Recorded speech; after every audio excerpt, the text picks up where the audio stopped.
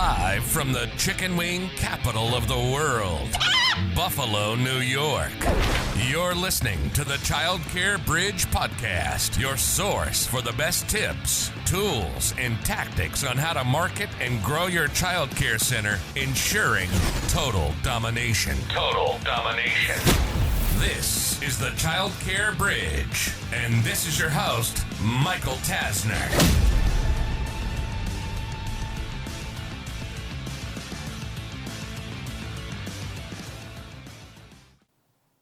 Hey there, and Happy New Year. Welcome to 2026. This is going to be your year. This is the year that I want you to become a childcare millionaire, a childcare multi-millionaire. I want this to be your year. In today's episode of the Childcare Bridge, I wanted to talk through the strategies and tactics that you need to put in place now.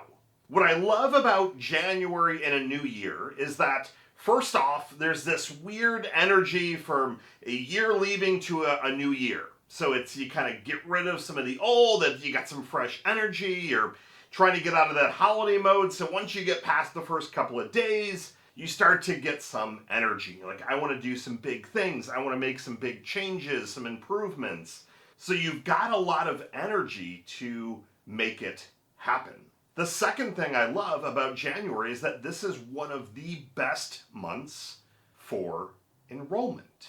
So rather than that slump that ends up happening in December, January is always a stronger month, and that traditionally is due to families kind of switching, families that wanted to wait until after the holidays. There's a lot of different facts, but a lot of it is that switching where well, I kind of like this center, but I wanted to move to a different one. So not only do you need to be in charge of that aspect of grabbing those enrollments, but you want to make sure that you're watching the switching so that it doesn't happen to you. But let's dive into, if you're sitting there kind of with a clean slate of how can I make some moves in January? How can I move this engine in the right direction? What do I do now, and what do I do first? So my favorite thing is always going to default to revenue generating activities. Is there a lot of fun things that you could do? 1000%. One of the things that I spent most of my day on today was rewriting and updating my painted picture. I made some tweaks over the holiday, and then I finalized it literally about 30 minutes ago. If you're not familiar with the painted picture in that document, make sure that you go and watch that episode. It's a great episode, and it's a great thing to have. But that's one of those that, while it's not a direct revenue generating thing, it's something that we need to have. But I'm able to do that because we have the revenue generating activities already going. Revenue solves a lot of challenges. Having some extra cash can make your life just so much easier. The stress levels can come down. You can start to see some lights at the end of the tunnel. Maybe you took out a bunch of really big loans to get something rolling. That cash really, really helps. And where does the cash come from? It comes from marketing.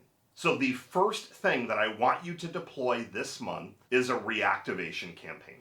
And what you're looking to do with a reactivation campaign is to shake any potential enrollments that are on the fence, possibly forgot about you, filled out a form, called in, they kind of just fell off the map. Or maybe they were like right at the edge and then they pulled back a little bit, or life got in the way. With a reactivation campaign, hitting them up in more places than fewer is the objective. So in a perfect world, you are emailing them, calling them, texting them, and even using something like a ringless voicemail, which personally is one of my favorite tactics. It calls their cell phone. Hey, this is Michael with, we'll just say ABC Academy. With ABC Academy, I'm so sorry that I missed you. I'm going to send you an email and a text right now. I know at one point you were potentially looking at our center, And I'd love to see if there's anything else that I can answer for you. Have a great rest of your day, and I look forward to talking soon. Something like that as a message. So it rings their phone, goes to voicemail, and that gets a lot of good responses as well. So for you to have this list, that's kind of the step one. You need to look at where do you have these people that submitted forms on the website or paid traffic, or they called in, they stopped in and you wrote them on Excel or even just on sheets of paper. You've got to gather these people. You've got to gather the families. Now, if you say, well, Michael, I don't have any, well, then you're skipping over the reactivation. But the only reason that you shouldn't have any potential families that are locked and loaded, ready to go, is if you have a center that's not opening for a year.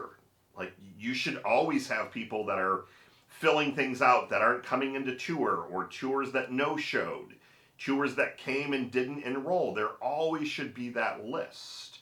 So I always love to start here, because I've never seen this not drive at least one enrollment. You might say, well, Michael, one enrollment? Like, that's okay. There's little to no cost. It's your time. So even if this only drives you one enrollment, you know, marketing math. If your tuition's $250 a week, $1,000 a month, which is low, $1,000 times 10 months, 20 months, 30 months, that one enrollment is going to pay you $10,000, $20,000, $30,000 or more over the next few years. So is that time well spent for you to potentially get at least $10,000 over the next 10 months? I would argue the answer is yes. This isn't a 100-hour project. This is a 5 to 10-hour project. So you do the math on that. Well, geez, we could potentially get $10,000, and you're saying 5 to 10 hours, so I'm making the equivalent of $1,000 an hour. That's how I want your brain to be operating in 2026 and beyond. And I know that's going to take some time. For people that are brand new here, that's always how we're going to come back to things. We're going to come back to the math. We're going to come back to lifetime value of an enrollment. We're going to come back to the data behind all of our efforts. Because unfortunately, child care center owners are just not seeing the bigger picture.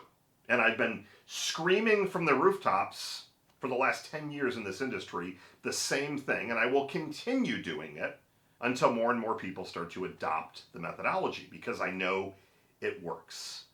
It works 100% of the time when deployed correctly. That's the key.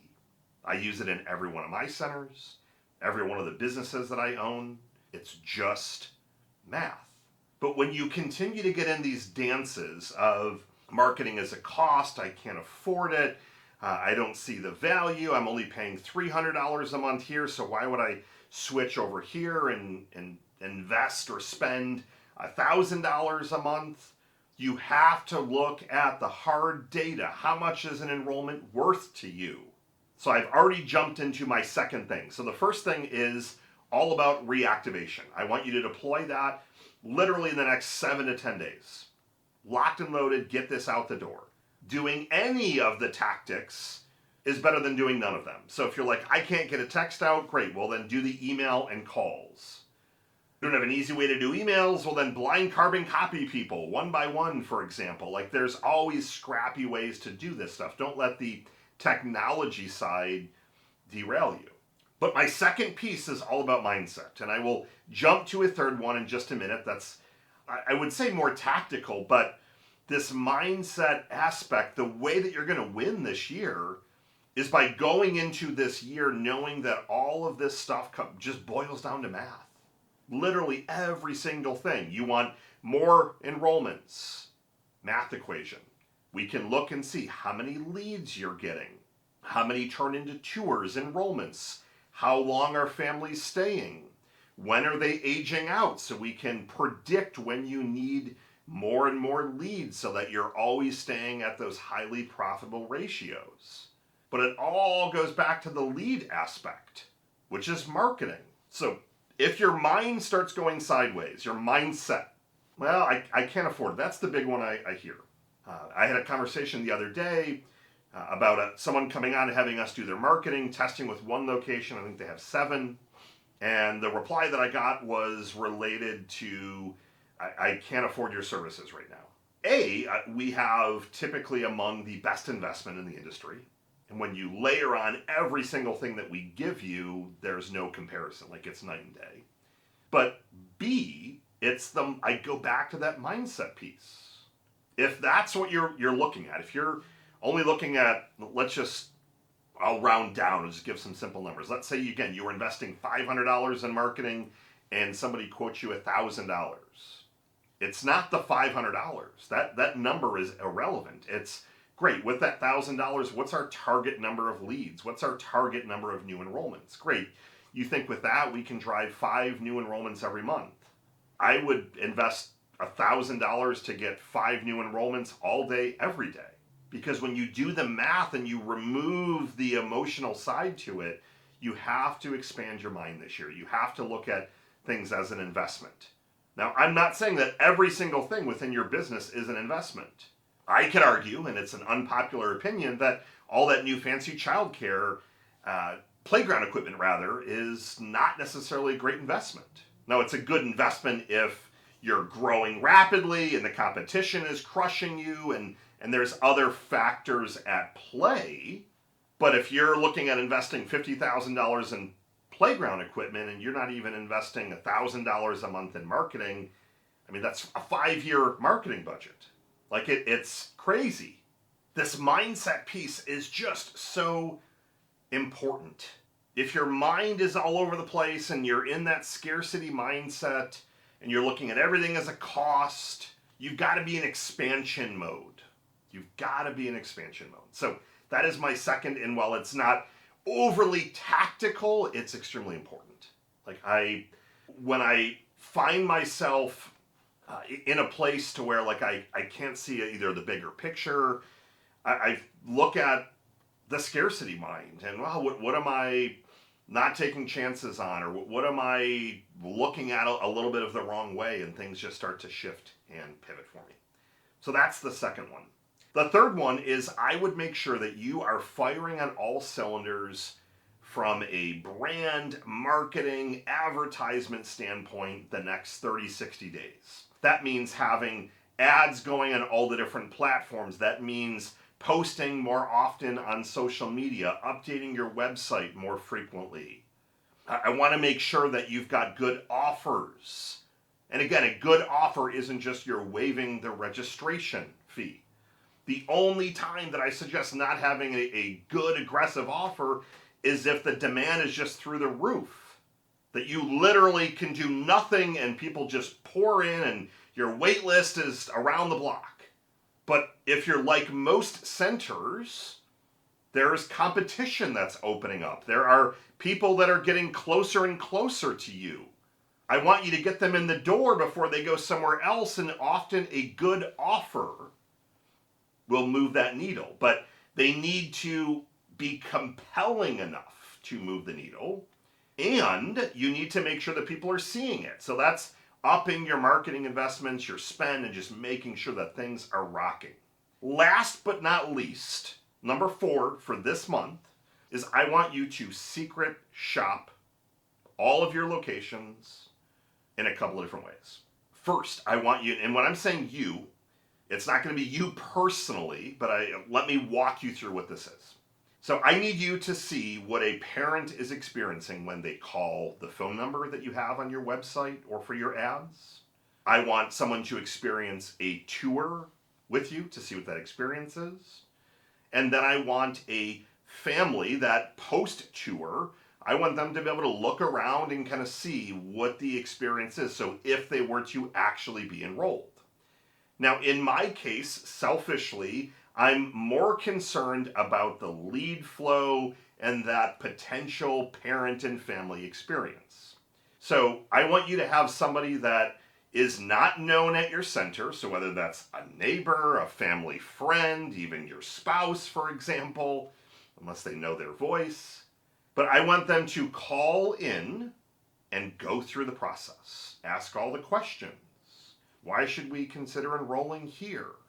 What makes your center unique and different? Can I come in if I'm 2 weeks old? I've got a 2-week-old. Do you take 2-week-olds? Like, ask all the questions to see how your team handles those. And you're taking notes. You're going to do the same thing then with a tour. I want someone to secret shop every one of your locations. Now, if you have multiple people doing tours, you're going to have to do this multiple times so that you're getting each of the different people.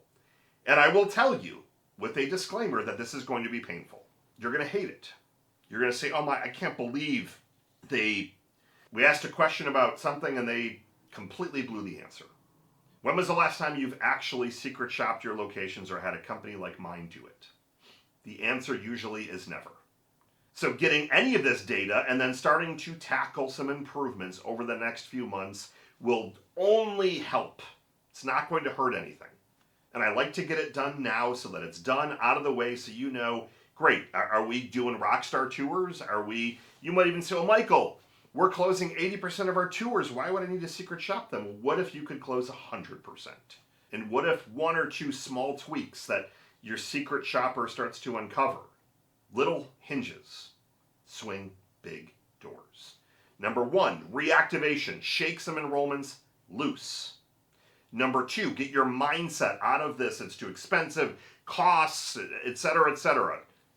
Get that scarcity mindset moving. Investments, growth, abundance mindset. Number 3, good and aggressive offers and marketing firing on all cylinders. And number 4, secret shop your team that's calling, answering phones, the tour team, and then if you can, also have your team and have that secret shopper look at like how are things put together and the check-in experience and things like that. That one's a little more challenging because either A, it needs to be a current family that you know, like, and trust, and you ask them to do it, or B, you kind of have to add in a quote-unquote ghost enrollment and that obviously creates a whole nother layer. So typically with that one, I'll ask a current family to give some feedback, but I give more structured questions that they can fill out. You've got this. Take 2026 like just the bull by the horns. Dive in, start making the magic happen. As always, if I can help you, call, email, text, smoke signals. We have the biggest marketing agency that serves child care centers. The results that we produce are unlike anything anyone else can do. Period. Let us help you in 2026. It's Michael Tasner signing off. Good morning, good afternoon, and good night. I'll see you next week.